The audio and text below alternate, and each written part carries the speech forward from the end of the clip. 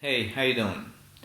So let's say you have come across my YouTube channel or elsewhere, you found out about Dr. Sarno's work, and you've come to realize that indeed uh, emotions play the central role in your symptoms. The mind is using physical symptoms as a distraction. Now what? Now you start trying to get to those emotions so that your symptoms can disappear. You start shifting your thinking, shifting your attention from the symptoms to the emotions.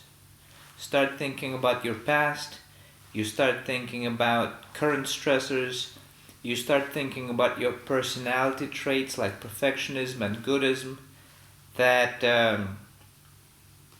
exacerbate every stressor in your life, every responsibility because you're so conscientious, you put so much pressure on yourself, and that generates a lot of anger unconsciously. And the mind doesn't want that anger to arise, and it creates symptoms. Or it could be a different emotion, could be fear, shame, guilt, whatever it is. And what you want to do now is you want to quickly just figure out what all the emotions are so your symptoms can disappear and you can be on your merry way. And it happens like that for some people. But that hasn't been my experience, and it hasn't been many people's experience. You know, this working out the emotions, processing the past, understanding your personality and your own psychology, how you put pressure on yourself, and just really working through all these processes, it just takes time. it I mean, when I came across this information, I tried this, I'm just going to get it down. Okay, what are the emotions? Okay. Now, okay, the symptoms should go away, and it didn't work for me. It just didn't work for me. And you got to be prepared that it might not work for you either. Just realize that it takes time. And you've got to do it in layers. It's like peeling an onion. So, for example, let's take expressive writing. Let's say you started writing and journaling about your past, about your current stresses, about your personality. If you're coming to it with a lot of enthusiasm, a lot of energy, you're gonna write a lot at first, and you're gonna have a lot to say, and it's gonna feel like, okay, well, I think I've covered everything. But the thing is, yeah, you've maybe put everything down, but it just hasn't yet been processed by the mind. It just takes time. Is what I'm trying to say. Is allow the time, allow that, and I'm telling this to myself as well right now. I'm not just sharing it with you. This is something I have to tell myself as I go along. Is that I've got to allow time for this thing. Because you have that initial burst of writing that you do, of just thinking about all of your past and stresses and personalities.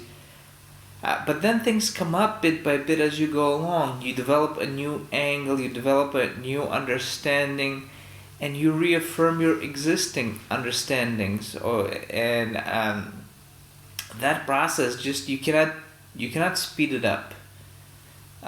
There's a window of tolerance.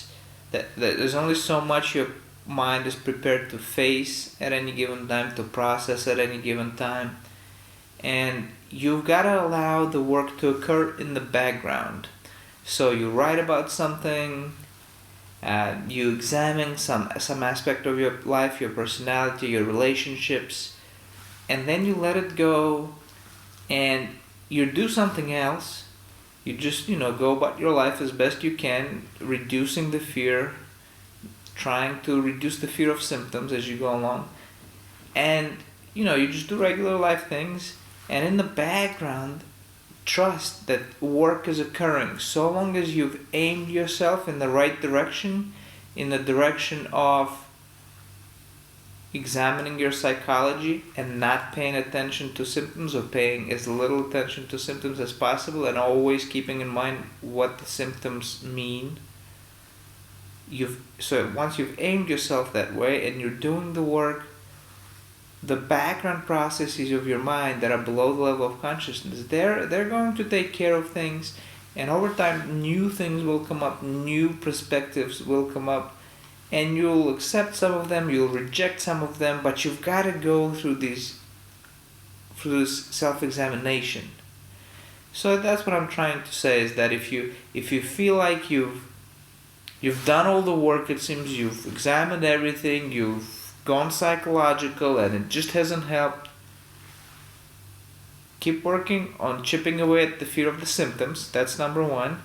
And number two, allow time for these processes. Allow time for all of the stuff to work, for the mind to do its work and to let go of things bit by bit. So that's my message today, is that give it time, and you can't force it. It can't be done. It would be nice if you could go quickly, and maybe in your case you'll be able to. But for many people it's just not the case. So give it time.